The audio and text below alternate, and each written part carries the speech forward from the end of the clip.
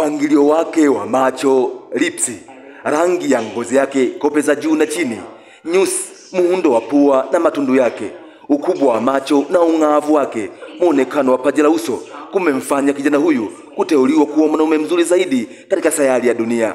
Mimi ni Mtano.tv, kanda ya Ziwa.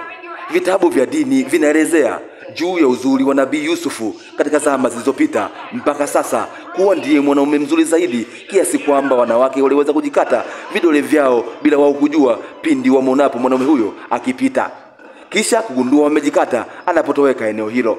Na ilifika mbali zaidi kwa bwana huyu Yusufu kupelekwa jela baada ya kupendwa kimapenzi na mke wa waziri mwamba alikataa kufanya machafu. Sasa dunia yaja na mapya juu ya kijana huyu. Uzuri wake unavotafsiriwa kuwa ndio kijana mzuri zaidi katika sayari hii ya dunia. Wewe unasemaje?